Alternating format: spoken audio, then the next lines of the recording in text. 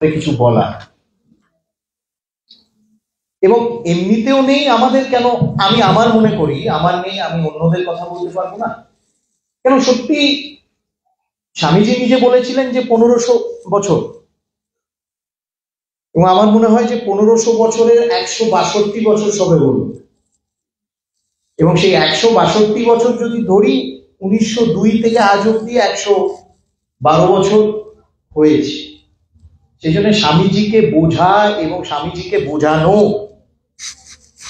আমার মনে হয় কার অধিকার আছে নেই মানে বোঝা বড় কঠিন। কিন্তু আমি এইখানে বসে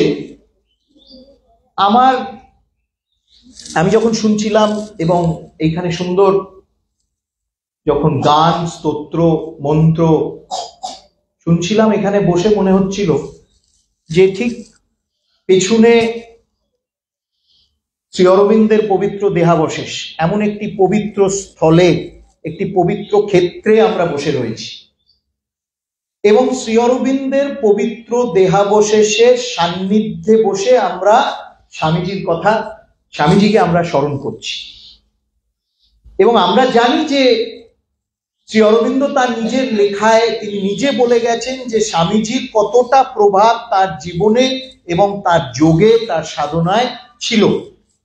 এবং তিনি বলছেন ফর আ ফোর্টনাইট, প্রায় 15 দিন নিরন্তর তিনি আলিপুর জেলে, তিনি স্বামীজির সূক্ষ্ম দেহে স্বামীজির বাণী, স্বামীজির গলা, স্বামীজির মার্গদর্শন বলা যেতে পারে, মন্ত্রণা তিনি শুনতে পেরেছেন।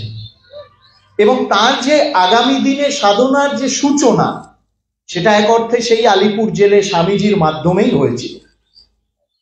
হ্যাঁ, যারা ধর্মে বা সাধনায় বিশ্বাস করে না তারা বলবে বুজরুকি, বলছেও বহু বছর ধরেই একটি মানসিকতা পরিবেশন হয়েছে। কিন্তু তা সত্ত্বেও এই দেশে এই মানুষের হৃদয় থেকে এই বিশ্বাস কিন্তু কেউ মেটাতে পারেনি, পারবেও না। এবং অদ্ভুতভাবে মানে সেই পরিপ্রেক্ষিতে যদি আমরা দেখি,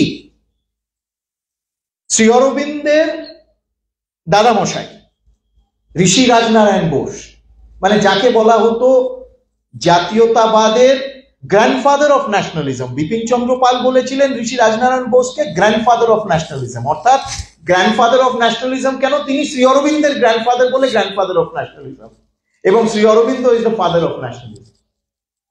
এবং এই ঋষি রাজনারায়ণ বোস তার শেষ জীবন কাটিয়েছিলেন দেওঘরে।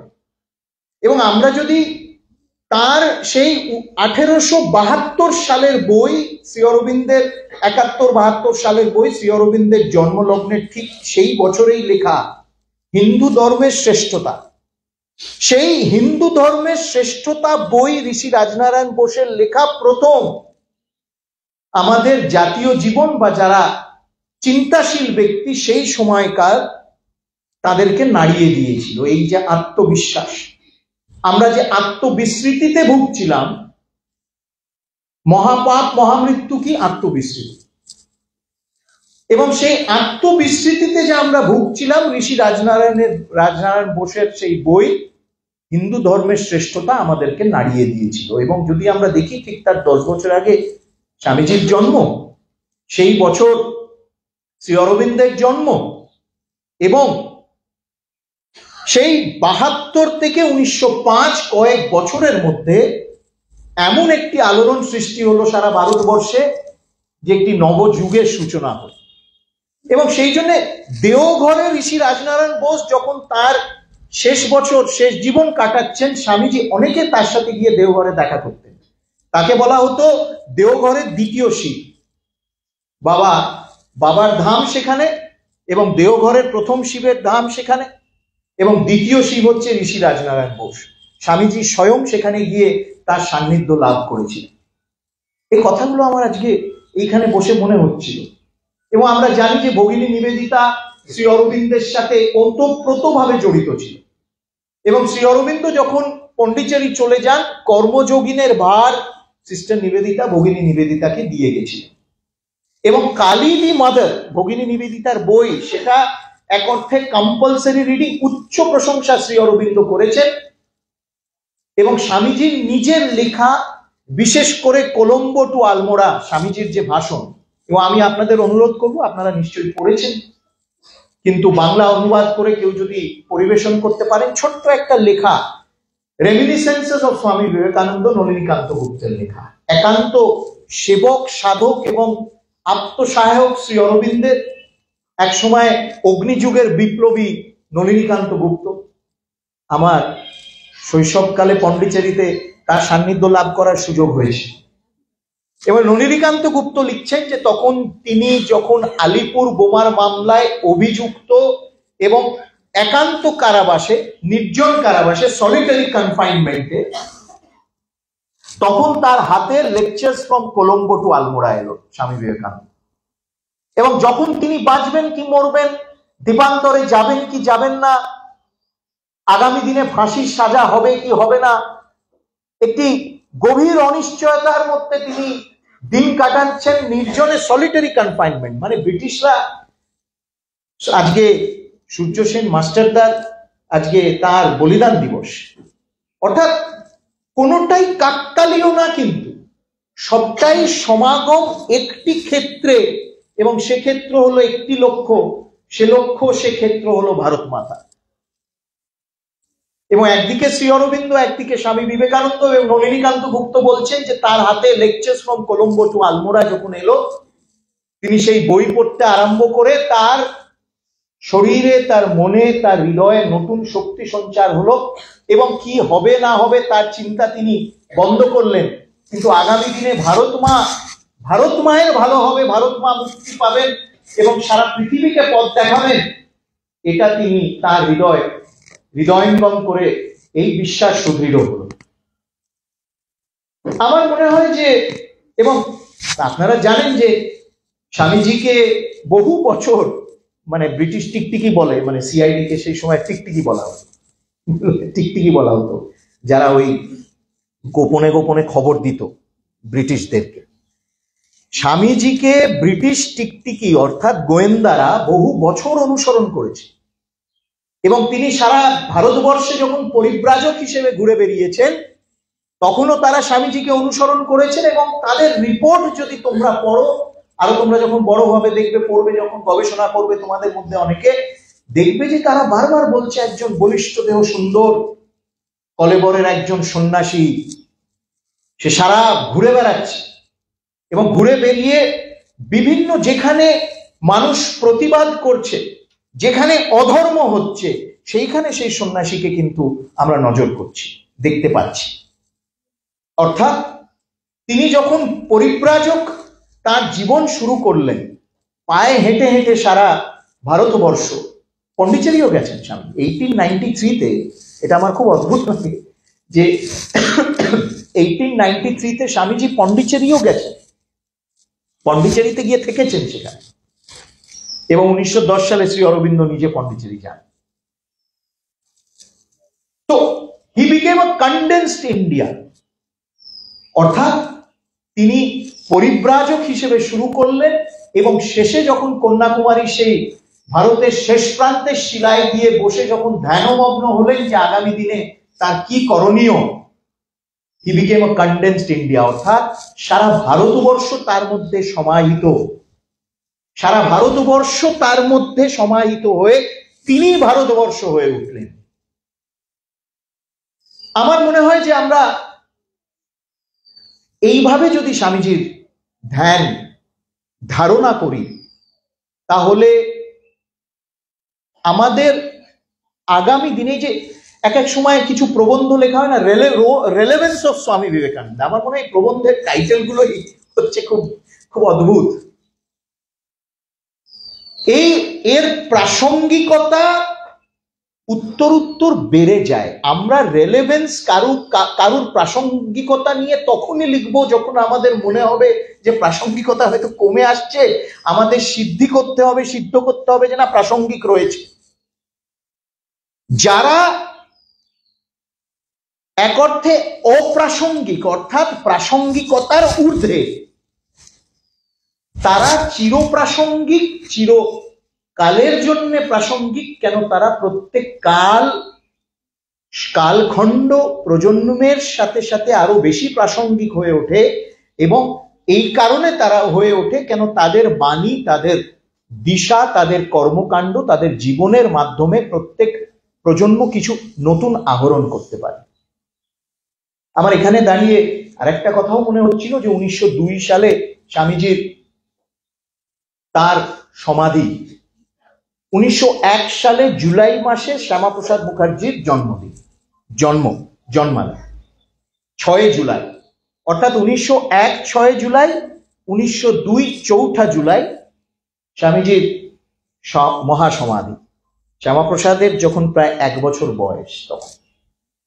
কিন্তু আমি যখন ভাবি যে স্বামীজির ঔপনিবেশিক মানসিকতা, স্বামীজির শিক্ষা চিন্তা এবং নিজের অন্তরের শক্তিকে জাগ্রত করা এবং দেশ প্রথম, সর্বপ্রথম, সর্বাধিক আগে হচ্ছে দেশ, এই ভাবনা ইদানিং কালে যদি খুব অল্প বয়সে কেউ যদি তার জীবনের কর্মের মাধ্যমে এবং তার জীবনের বলিদানের মাধ্যমে কেউ যদি সেটা প্রমাণ করে থাকে, তাহলে অনেকের মধ্যে ডক্টর শ্যামাপ্রসাদ মুখোপাধ্যায়।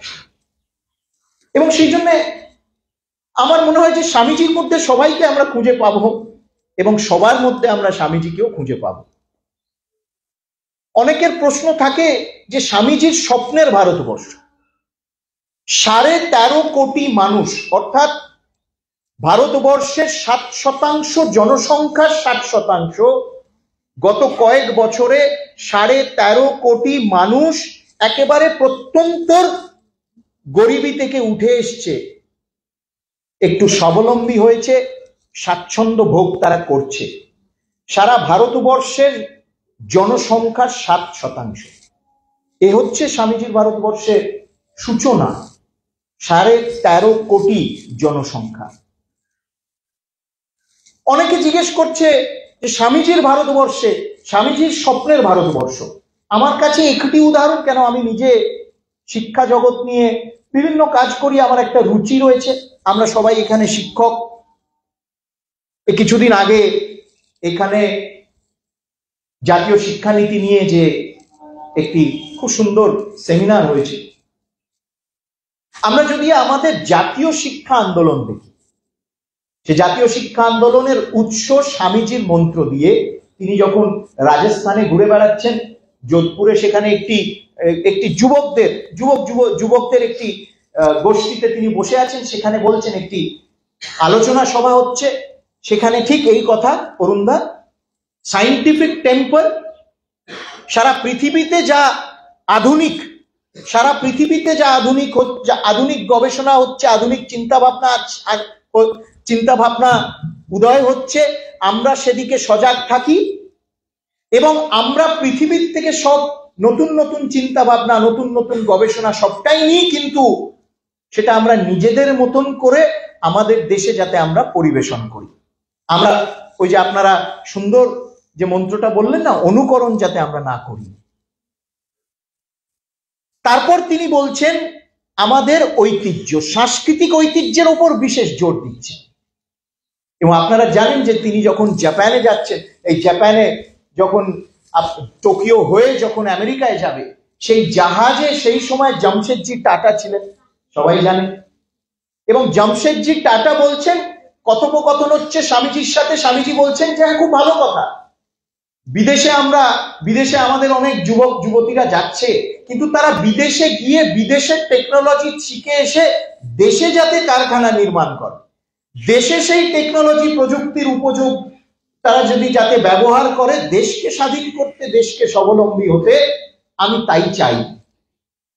এবং পরবর্তীকালে যখন জামশেদজি টাটা তিনি প্রতিজ্ঞা করলেন যে তিনি একটি ইন্ডিয়ান ইনস্টিটিউট অফ সায়েন্স তৈরি করবেন, যেখানে ভারতীয়রা বিজ্ঞান শিক্ষা লাভ করে বিজ্ঞানী হয়ে চর্চা করবে, গবেষণা করবে ভারতের অগ্রগতির জন্য, তখন তিনি স্বামীজিকে চিঠি লেখেন, সিস্টার নিবেদিতাকেও তিনি জানান এবং স্বামীজিকে বলেন যে আপনার মনে আছে সেই জাহাজে আপনার সাথে এই কথা হয়েছিল, এবং আমি চাই যে আপনি আমাদেরকে দিশা দিন এবং আপনি এসে এইটার হাল ধরুন। তখন স্বামীজি বলেছিলেন যে তার আর সময় নেই, কিন্তু তার সম্পূর্ণ সমর্থন তিনি করেছিলেন।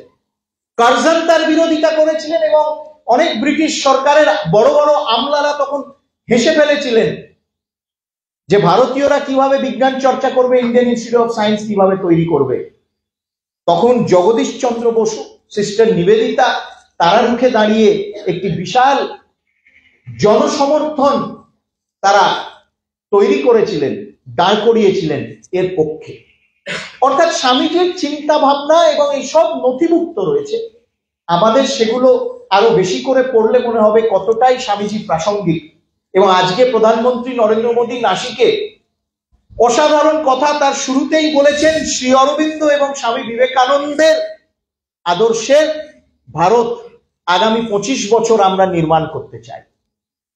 আমার মনে হয় ওই যে বলছি আবার কাকতলীয় না, এনারা আরো বেশি প্রাসঙ্গিক হয়ে আসছেন আগামী দিনে এবং আগামী যুগে। স্বামীজি বলছেন ইনস্টিটিউশন এবং ইনোভেশন, অর্থাৎ আমরা প্রতিষ্ঠান গড়ব এবং আমরা প্রতিষ্ঠান শুধু প্রতিষ্ঠান গড়ার জন্য না, আমরা প্রতিষ্ঠানের মধ্যে নতুনত্ব আনব এবং ব্যক্তিগত না, ইন্ডিভিজুয়াল না, টিম প্লেয়ার। আমাদেরকে টিম প্লেয়ার হতে হবে।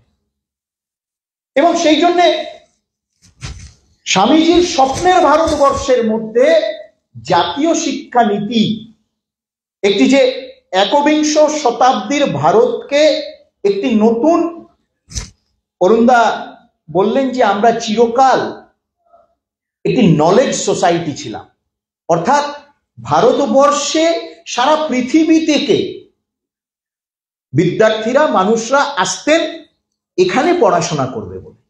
সারা পৃথিবী থেকে ভারতের বিশ্ববিদ্যালয়, নালন্দা, তক্ষশিলা, সেখানে সারা পৃথিবীর মানুষ আসতো পড়াশোনা করার জন্য, জ্ঞান সেখানে আহরণ করার জন্য। আমরা চিরকাল অতীতে নলেজ সোসাইটি, নলেজ সোসাইটি কি বলবো, একটি নলেজ সোসাইটিকে বিদ্যা মানে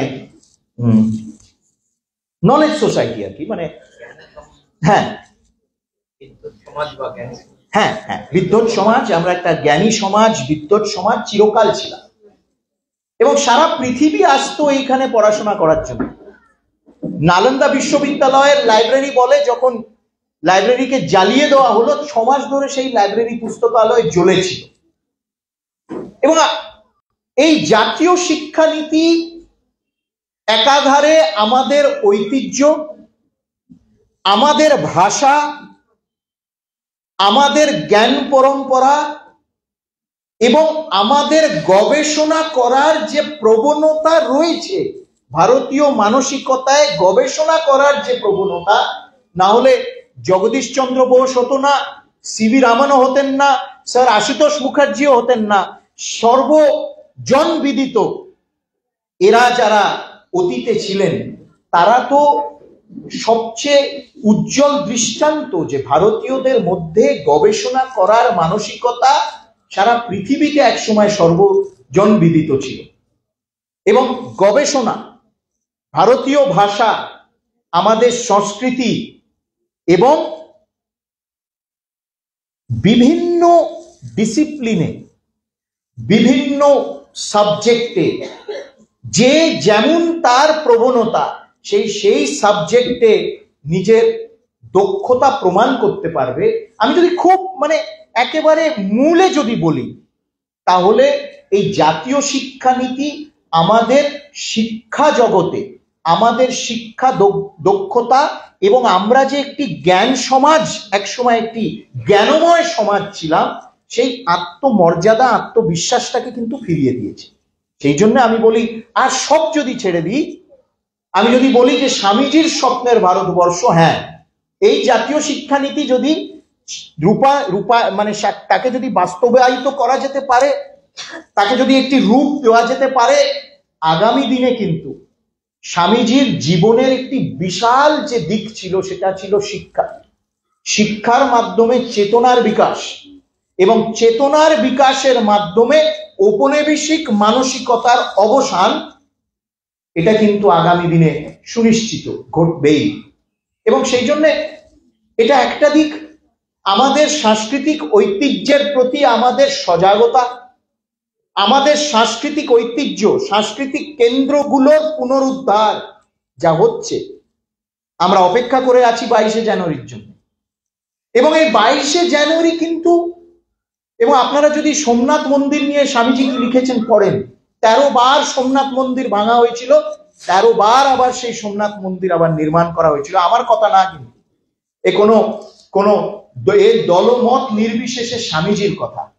অর্থাৎ আমাদের আত্মমর্যাদা, আমাদের আত্মবিস্মৃতি থেকে আত্মস্মৃতি, এর প্রতীক এক সময় ছিল সেই সোমনাথ।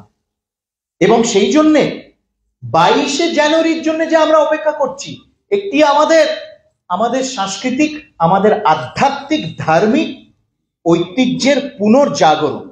কিন্তু কিন্তু তার পেছনে একটি বিশাল প্রতীক। এই যে আমরা রামরাজ্যের কথা বলি, রামরাজ্য অর্থাৎ কি? প্রান্তিক স্তরের মানুষের ক্ষমতায়, সোশ্যাল জাস্টিস, কেউ পিছিয়ে যাতে না থাকে, সবার সমান অধিকার, সমান ভবিষ্যৎ, সমান ক্ষমতায়ন, এই প্রতিশ্রুতি, এই প্রতিজ্ঞা স্বামীজি যখন বলছেন নিউ ন্যাশনালিজমের কথা, শ্রী অরবিন্দ বলছেন নিউ ন্যাশনালিজম অর্থাৎ নতুন জাতীয়তাবাদ বা জাতীয়তাবোধ। শ্রী অরবিন্দের লেখা রয়েছে the bourgeois and the samurai, যে লেখাটা, যেটা বাজেয়াপ্ত করেছিল ব্রিটিশ সরকার শ্রী অরবিন্দ যখন আলিপুর জেলে গেলেন, তার নথিপত্র সব ঘেঁটে বার করছে, তার মধ্যে অনেক কাগজপত্র পেয়েছে, দক্ষিণেশ্বরের মাটিও পাওয়া গেছে। দক্ষিণেশ্বরের মাটি তিনি তার ঘরে রাখতেন। এবং এই বুর্জোয়া অ্যান্ড দ্য সামুরাইতে শ্রী অরবিন্দ লিখছেন নতুন জাতীয়তাবাদ, জাতীয়তাবোধ, জাতীয় চেতনা, নিউ ন্যাশনালিজমের তিনি সেখানে ডেফিনিশন দিচ্ছেন, হোয়াট ইজ নিউ ন্যাশনালিজম। এবং ঠিক সেই কথা এক দশক আগে স্বামীজি তার নিজের বক্তৃতায় বলছেন। কি বলছেন? নতুন ভারতের সূচনা। শ্রী অরবিন্দ বলছেন নিউ ন্যাশনালিজম। নিউ ন্যাশনালিজম কি? নতুন জাতীয়তাবাদ কি? জাতি ধর্ম নির্বিশেষে, পাহাড়ে যারা আদিবাসীরা থাকে তাদেরকে আহ্বান দিচ্ছে, যারা একেবারে প্রান্তিক স্তরের মানুষ, সমাজের বাইরে যাদেরকে ফেলে রাখা হয়েছিল এক সময়, নতুন জাতীয়তাবাদ তাকে আহ্বান জানাচ্ছে। নতুন জাতীয়তাবাদ যুবকদের আহ্বান জানাচ্ছে, স্কুল পড়ুয়াকে আহ্বান জানাচ্ছে, কলেজে যে যাচ্ছে তাকে আহ্বান জানাচ্ছে, মহিলাদের আহ্বান জানাচ্ছে। শ্রী অরবিন্দ বলছেন, স্বামীজি বলছেন নতুন ভারতের সূচনা, নিউ ইন্ডিয়া। নিউ ইন্ডিয়া কথাটা কিন্তু স্বামীজি, নিউ ইন্ডিয়া। এবং নিউ ইন্ডিয়া কোথা থেকে উঠবে? স্বামীজি বলছেন from the fritter sellers oven, অর্থাৎ যারা ওই ফুটপাতে বসে ছোট ছোট, আমরা বলবো কি, হ্যাঁ, ছোট ছোট হচ্ছে বিক্রি, ঝুপড়ি থেকে বেরোচ্ছে। From the fritter sellers oven, from the hearts, from the fisherman's heart, এই সব সমাজের যারা প্রান্তিক স্তরের অবহেলিত মানুষ, তাদের ঘর থেকে, তাদের মন থেকে, তাদের চেতনা থেকে নতুন ভারত নির্মাণ হবে। তিনি সেই সময় বলে গেছেন। আমাকে যদি জিজ্ঞেস করে কেউ নতুন ভারত নির্মাণ হচ্ছে, হ্যাঁ আমি তো দেখছি। না হলে 11 কোটি পরিবারের বাড়িতে এতদিন পর পানীয় জল পৌঁছে। আমরা যারা শহরে থাকি, পানীয় জল এবং কল খুললে জল যারা পাই, যারা পায় না, সেই বেদনা আমরা বুঝতে পারবো না। এতদিন পর শৌচালয় হচ্ছে, এতদিন পর বাড়িঘর তৈরি হচ্ছে। কাদের নামে সেই বাড়িঘর তৈরি হচ্ছে? বাড়ির পরিবারের মহিলাদের নামে সেই বাড়িঘর তৈরি হচ্ছে। আমি দেখছি নতুন শিক্ষানীতি তৈরি হচ্ছে, সেই নতুন শিক্ষানীতি বাস্তবায়িত করার প্রচেষ্টা চলছে। সেই জন্যে আমার মনে হয় যে, আমি ওই যে বললাম প্রথমে যে স্বামীজিকে যারা এইসব লেখা লেখে, রেলেভেন্স অফ স্বামী বিবেকানন্দ, আমার মনে হয় তারা নিজেদের প্রাসঙ্গিকতা খোঁজার চেষ্টা করছে। এবং সবচেয়ে অসাধারণ যেটা আমার এক এক সময় মনে হয়, আমি একটু বেশি আবেগপ্রবণ হয়ে যাই, মানে নানান মাথায় ঘোরে, আমি ঠিক করে বলতেও পারি না, এত জিনিস বলার ইচ্ছে হয় এক এক সময়। এই কাশী বিশ্বনাথে সেই যে স্বামীজি ছুটে যাচ্ছিলেন, বাঁদর তার পেছনে একটি হনুমান তাকে চেস করেছিলেন, হঠাৎ শুনলেন যে ফিরে তাকাও, পিঠ ফিরে কেন পালিয়ে যাচ্ছ, সেই কাশী বিশ্বনাথ। আমার মনে হয় যে স্বামীজির ছোঁয়ার পাওয়া যে যে জায়গাগুলো আজকে আমরা দেখতে পাচ্ছি, সেই নতুন নতুন জায়গাগুলো নতুন কলেবরে নতুন রূপেও আমরা দেখতে পাচ্ছি। এবং আমি বলি যে স্বামীজির লেখা, তার বক্তৃতার মধ্যে আজকে অনেক কিছু যা আমরা আমাদের চারপাশে দেখতে পাচ্ছি, সেগুলো তিনি বলে গেছিলেন বা তিনি তার একটা আশপ্রিয়া ছিল যে সেগুলো হবে।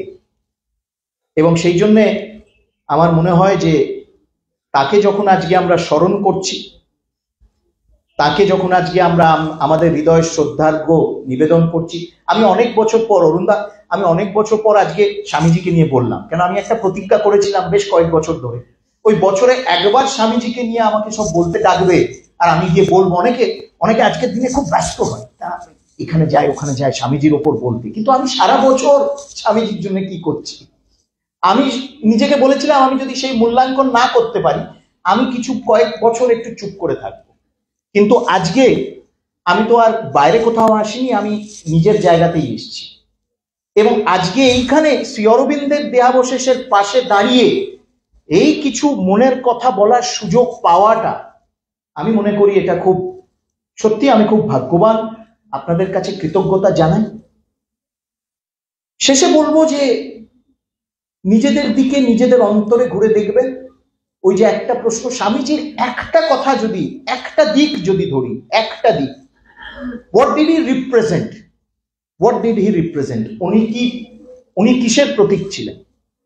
উনি ঔপনিবেশিক মানসিকতার বিরুদ্ধে সারা জীবন দাঁড়িয়েছিলেন। সেই জন্য তিলক মহারাজ, লোকমান্য তিলক থেকে শুরু করে শ্রী অরবিন্দ সবাই, এবং অরুণদা তো অনর্গল বলে গেলেন সুন্দর, মহাত্মা গান্ধী কি বলেছেন, জওয়াহরলাল নেহরু এবং গুরুদেব কি বলেছেন তার সম্বন্ধে। এই যে উপনিবেশিকতার মানসিকতার যে, উপনিবেশিক মানসিকতার যে অবসান, তার সূচনা হয়েছে। এবং এই অবসান যখন সম্পূর্ণভাবে ঘটবে, আমরা স্বামীজির নতুন ভারত নির্মাণের এক বিশাল ধাপ কিন্তু এগিয়ে যাবে। আপনারা সবাই ভালো থাকবেন। স্বামীজির কাছে এই প্রার্থনা যে তিনি আরো আমাদেরকে শক্তি দিন, দিশা দিন এবং আমাদেরকে এগিয়ে নিয়ে যান। এবং তিনি যা করেছেন বা যা করে গেছেন, এবং শ্রী অরবিন্দের সবচেয়ে বড় কথা, তিনি স্বামীজিকে বলছেন লায়ন হার্ট। স্বামী বিবেকানন্দকে শ্রী অরবিন্দ বলছেন লায়ন হার্ট, অর্থাৎ সিংহের তার হৃদয়, সিংহ হৃদয় স্বামী বিবেকানন্দ। এই স্বামী বিবেকানন্দকে যাতে আমরা প্রত্যেকে নিজেদের জীবনে, আমরা শুধু অনুসরণ না, আমাদের প্রত্যেক নিজেদের ব্যক্তিগত সমষ্টিগত জীবনে আমরা যাতে কিয়দংশ অন্তত কন্ট্রিবিউট করতে পারি। আমরা ওই যে জগন্নাথের রথ, শ্রী অরবিন্দর একটি লেখা আছে, দ্য চ্যারিয়েট অফ জগন্নাথ, জগন্নাথের রথ, বাংলা অনুবাদও রয়েছে, পড়বেন। শ্রী অরবিন্দ বলছেন ওই জগন্নাথের রথ যখন চলছে, আমরা যাতে আমাদের হাত অন্তত আমরা সেই রথকে ছুঁয়ে থাকতে পারি। আপনারা বিশ্বাস করুন, আপনারা নিজেরা সেটা অনুভব করছেন যে জগন্নাথের রথ, ভারতের জয় রথ এগিয়ে পড়েছে। আমরা যাতে সেই জয় রথকে ছুঁয়ে থাকতে পারি এবং ছুঁয়ে থাকার মাধ্যমে যাতে সেই জয় রথ এগিয়ে যায়। আগামী 25 বছর ভারতের অমৃতকাল, স্বাধীনতার 100 বছর 2047। তোমরা তখন সব, এই যে তোমরা সব ফ্রন্ট রোতে বসে আছো, তোমরা ক্যালকুলেট করবে 2047 অর্থাৎ 25 বছর পর তোমাদের কত বয়স হবে এবং তোমরা কোথায় থাকতে চাও, কি করতে চাও। কেননা এই 25 বছর পর যে ভারত, স্বাধীনতার 100 বছর পরের যে ভারত, সেই ভারতের নেতৃত্ব এই তো অমৃতকাল জেনারেশন, আমি বলি প্রজন্ম, অমৃতকালের প্রজন্ম তারা দেবে। এবং কি ধরনের নেতৃত্ব তারা দেবে সেটা নির্ভর করবে কি ধরনের প্রস্তুতি তারা এই আগামী 25 বছর নেবে। এবং এই আগামী 25 বছরের প্রস্তুতির সব পরিকাঠামো, পরিবেশ তৈরি হচ্ছে। এবং সেই পরিবেশ পরিকাঠামো নির্মিত হচ্ছে, চালিত হচ্ছে একটি লক্ষ্য, ঔপনিবেশিক মানসিকতার অবসান, এন্ড অফ কলোনিয়াল মাইন্ডসেট। এবং স্বামীজি তার প্রতীক, সেজন্য বছরে একবার না বারবার তাকে মনে করি। এবং যার সান্নিধ্যে, যার পরিবেশে আজকে আমরা দাঁড়িয়ে আছি, ঋষি অরবিন্দ, শ্রী অরবিন্দ, তিনি আমার মনে হয় এই যুগে স্বামী বিবেকানন্দের সর্বোচ্চ সর্বযোগ্য উত্তরাধিকারী। রোমেরোলা নিজে বলছেন, air of Swami Vivekananda, intellectual air of Swami Vivekananda হচ্ছেন শ্রী অরবিন্দ। আমার খুব ভালো লাগলো এখানে এসে, এবং এখানে এসে মনে হলো যে হ্যাঁ, সত্যি হয়তো নিজেও কিছু জীবনে করছি, হয়তো কিছু ভালো কাজ করছি। আপনাদের এখানে এসে অনেক শক্তি এবং অনেক পজিটিভিটি আমি নিয়ে যাই। এবং একটা জিনিস আপনারা মনে রাখবেন, আপনাদের আর কি মনে করাবো, আপনারা একটা খুব বিশেষ প্রতিষ্ঠান। কেন? কেন আপনাদের প্রতিষ্ঠাতা স্বয়ং বিপ্লবী ছিলেন, স্বাধীনতা সংগ্রামী। এবং এই স্বাধীনতা সংগ্রামীরা, তার প্রজন্মের স্বাধীনতা সংগ্রামীরা সর্বস্ব ত্যাগ করে তারা ভারতকে স্বাধীন করবে বলে তারা লাফিয়ে গেছিল, ঝাঁপিয়ে পড়েছিল। তারা ভারতকে স্বাধীন করবে বলে নিজেদের জীবন উৎসর্গ করেছিল। তার কথা মনে রাখবেন, তোমরা মনে রাখবে। কিন্তু আমাদের বা তোমাদের কর্তব্য কি? আমি তো ঠিক আছে, আমি এখন তো আমারও এখন বিয়ন্ড ইউথ চলে গেছি, কিন্তু তোমাদের কর্তব্য কি? এই প্রতিষ্ঠান যিনি প্রতিষ্ঠা করেছিলেন, তারা প্রতিজ্ঞা করেছিল যে তাদের জীবন উৎসর্গ করবে ভারতকে স্বাধীন করার জন্য। আমাদের প্রতিজ্ঞা করা উচিত যে আমরা জীবন উৎসর্গ করব ভারতকে অমৃতকালে এগিয়ে নিয়ে গিয়ে মহাশক্তি বিশ্বগুরু করার জন্য। এই আমাদের প্রতিজ্ঞা হওয়া উচিত। 100 বছর আগে স্বাধীনতা সংগ্রামীরা প্রতিজ্ঞা নিয়েছিল তারা জীবন বলিদান দেবে, আত্মবলিদান দেবে ভারতকে স্বাধীনতা করার জন্য।